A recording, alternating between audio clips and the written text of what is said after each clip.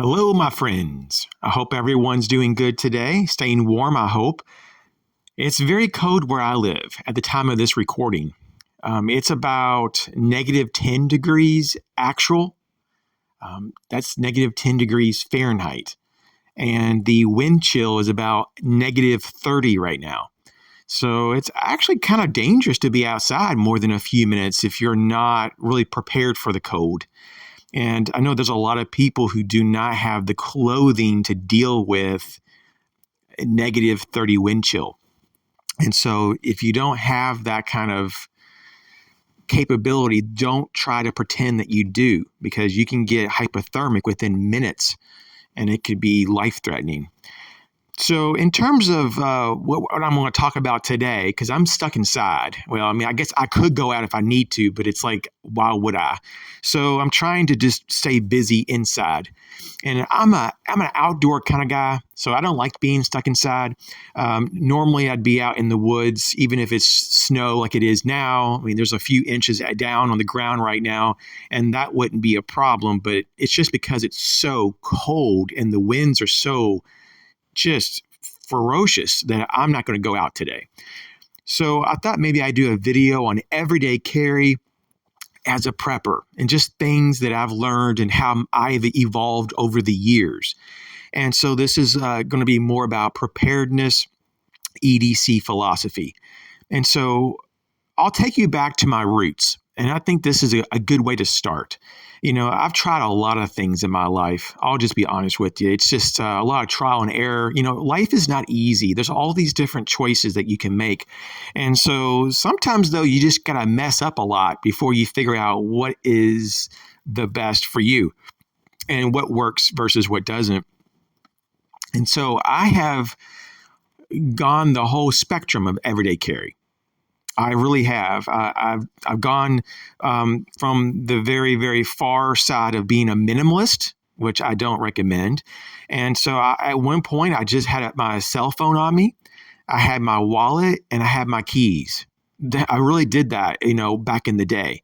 But of course, a lot of people do that even to this day as well. Like that, this is just kind of like a minimalist loadout. You just have the bare essentials to get through a day. And of course, you just hope and pray that you never, you don't ever have a real problem, because if you do, well, God help you, because you're not going to be able to deal with it. You don't have the capability to deal with stuff, because if all you have is a phone, wallet, and keys, you're very limited. Now, you can argue that, you can call for help, call for someone that has what you need. But sometimes, you can't wait that long, or maybe you don't have cell coverage and all these things. So what I've evolved in over time was what I call now more like a basic essential loadout. And I evolved into that years ago, where I'd add a light and a blade to the loadout. And then eventually I got a little more into it, and I figured out, well, essentials to me is also a self-defense tool. So I put that in the mix. And I started out with just like pepper spray. And then I kind of moved into pepper gel. And eventually where I'm at now is I also add, a lethal option as well. And so in terms of, though, just sticking with that category right there, the basic essentials, moving away from the minimalist ideology, I adopted the light, the blade, the self-defense tool, and I really came back full circle about wanting to carry a watch and wearing a watch again. And so I do. I really enjoy the watch. For a long time, I just didn't wear a watch. But it's so much easier to reference the time by just moving your wrist and looking down than to pull your phone out. That's what I've noticed. And of course, the modern day watches have a lot more features than just time. So it's very, very useful. A pen is also something that I'm using constantly throughout my day. And I do consider that, for at least for me, a basic essential item. And then lastly, a bandana. Now, sometimes a handkerchief gets, mixed in there, but basically the whole concept or idea is to have something to deal with various things that can happen. Maybe get a runny nose, maybe just get sweaty and you just need to kind of just dry off. Some people just use napkins. I think it's kind of not the best way to go, but that's just me.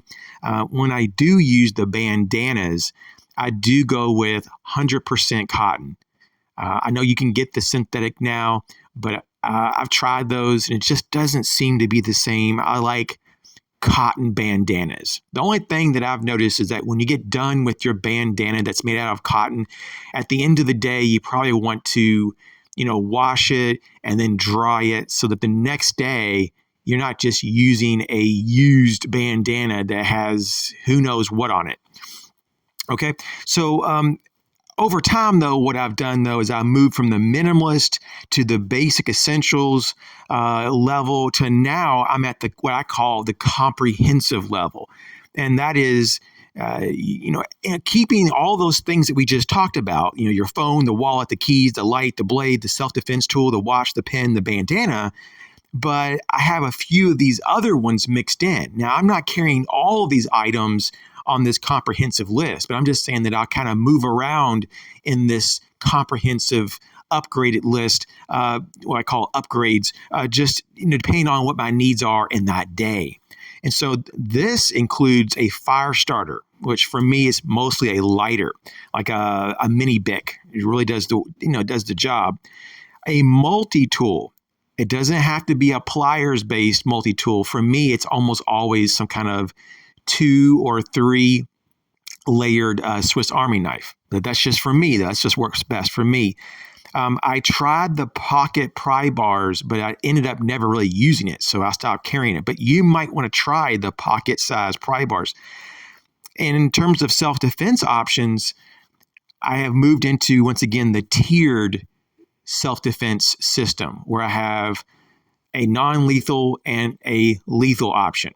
And sometimes, especially if I'm going into a location that might be very undesirable, I just have to go anyways, I might even have a third option, which is kind of an intermediary option, where it could be used for non-lethal and if I apply it in certain ways, or it could still be lethal if I apply it in certain ways as well.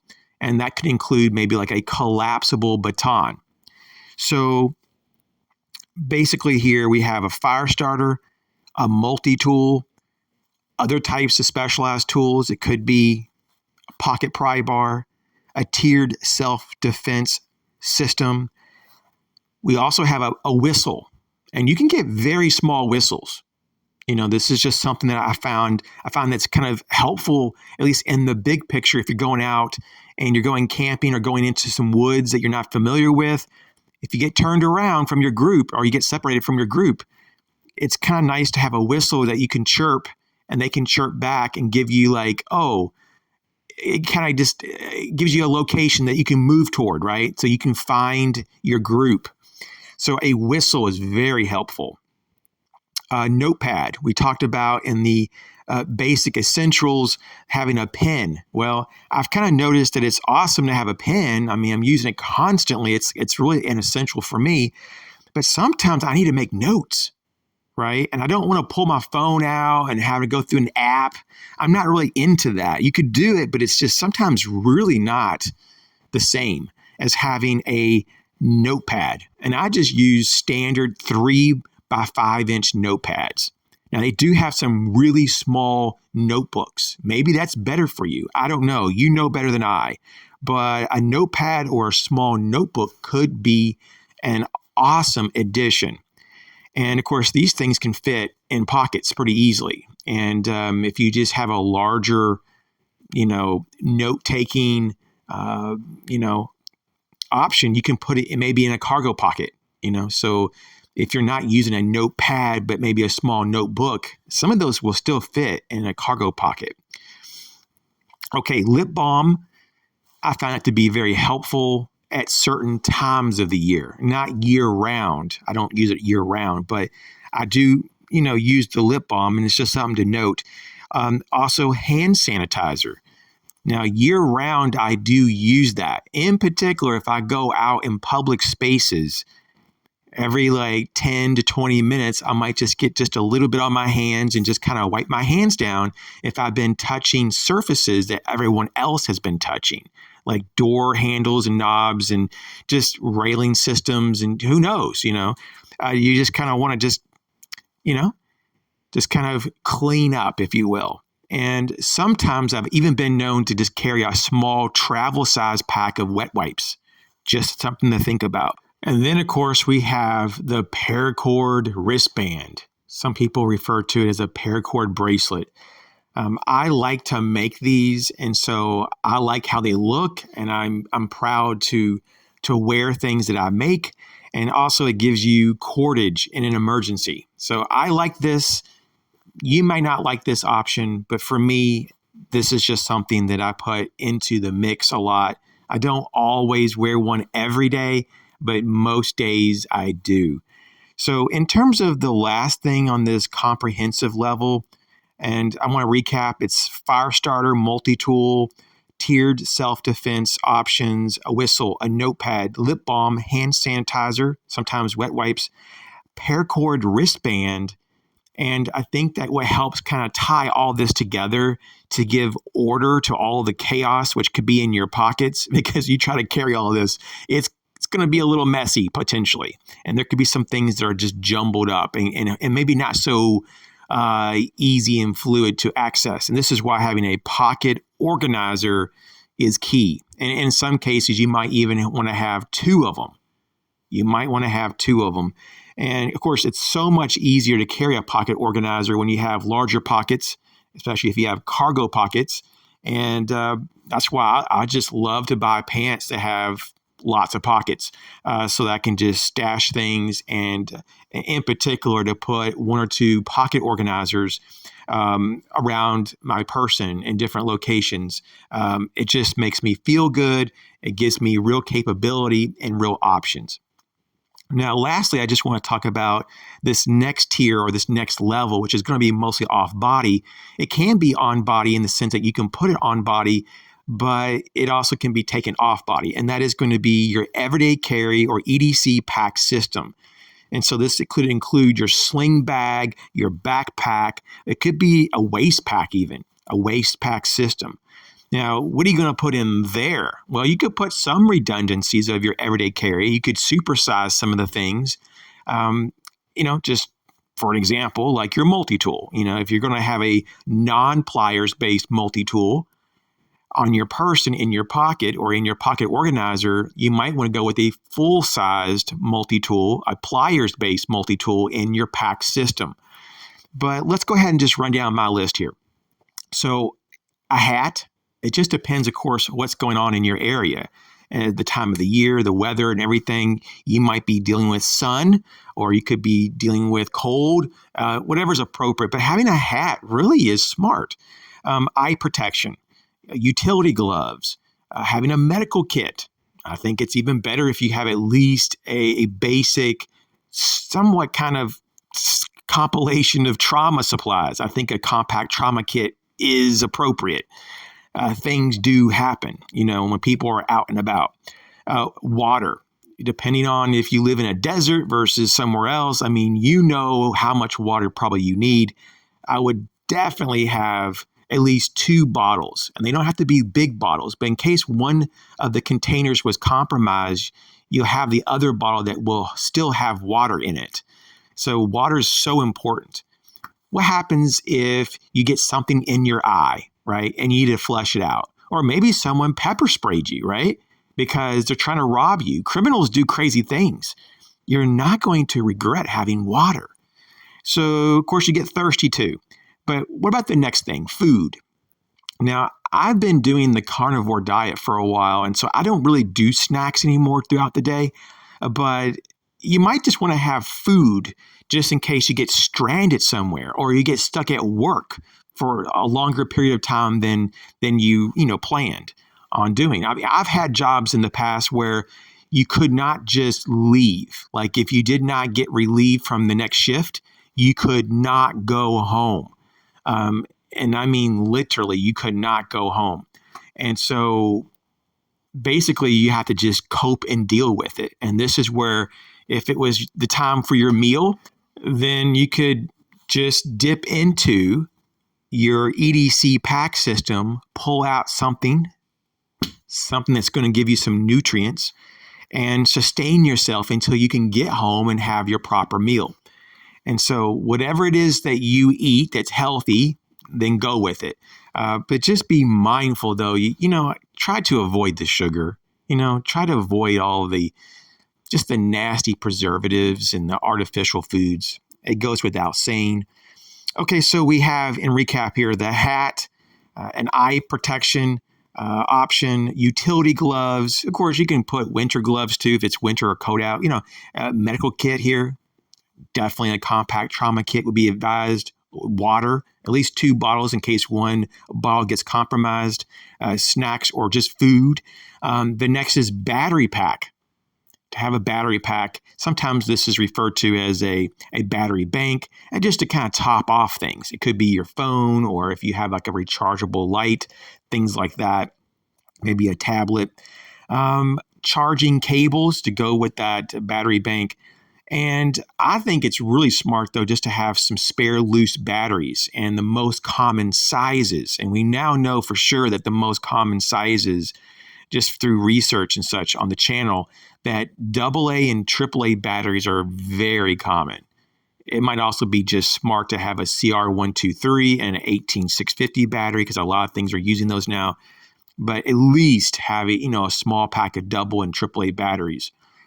A rain poncho.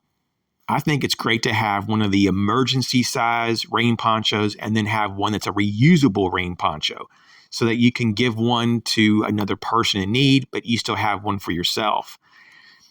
I also think it's really smart to have rescue tools. It doesn't have to be like a whole toolkit. I mean, you don't need to be like, what a fire truck carries or something like that, or some kind of rescue squad. But basically like rescue tools in the sense of having like a basic window punch, a seatbelt cutter. Maybe you need to literally unlock a door to save someone's life. Maybe like a basic lockpick set. And of course, the skills to go along with that. And just to kind of recap from earlier, this is where like a full-size multi-tool, a pliers-based multi-tool could come in handy too for self-rescue, or maybe to rescue someone else, or to just, deal with repair and just other things that come up. We have tweezers. Of course, you're going to have tweezers if you have a Swiss Army knife, most likely. But you might want a full-size tweezers, just like you might want to have like a more full-size nail file and nail trimmers as well. If you're like me, I don't like hangnails. I don't like nails that maybe have been compromised throughout the day. I want to get that fixed. So having tweezers, nail files, nail trimmers, it doesn't take up almost anything in the bag. It almost weighs nothing. And it certainly can be very helpful if you're in a situation that your nails or your fingers, or maybe you have a callus that you need to trim off. These things are helpful to have. Emergency cash. Now, you should have emergency cash on your person, but maybe also have it in your bag system. And you could even go one step further and have an emergency credit card also in your bag system. You should also have an emergency contact list, a list of medications you take, and a list of any physical medical conditions in case you're found unconscious and medical squad needs to know what's the story. Now, I think it's really smart. This is optional, but this is really smart. It doesn't cost a ton of money to do this, and that is to have a backup prepaid cell phone just tucked away in your bag, always topped off. What you could do is once a week, you just turn it on, charge it up, and just check it to make sure it works, just for emergencies. You could also consider a larger pry bar to go with the other tools. Pry bars are something that some people either never use or they use often, and you'll kind of know if that's for you or not. But I do want to add that in there, just in the mix. There are a lot of people who have a pocket pry bar, and that might be enough. But there also are situations that a larger pry device could be very much desired. In closing, though, I just want to say you got to think through all this. You got to just kind of look at what you think is going to be practical for you. And so maybe a two-way radio is something to consider as well. If the cell phone tower goes down in your area, if the towers go down and you can't get any kind of reception, you can't communicate with your group, having two-way radios could be good. And you could just have an extra, you could have like a two-pack in your bag. It could be GMRS, FRS, it could be ham radio, whatever is appropriate for you so that you can communicate with others during an emergency. And so I hope this video was helpful. Thanks for watching. Catch you on the next video.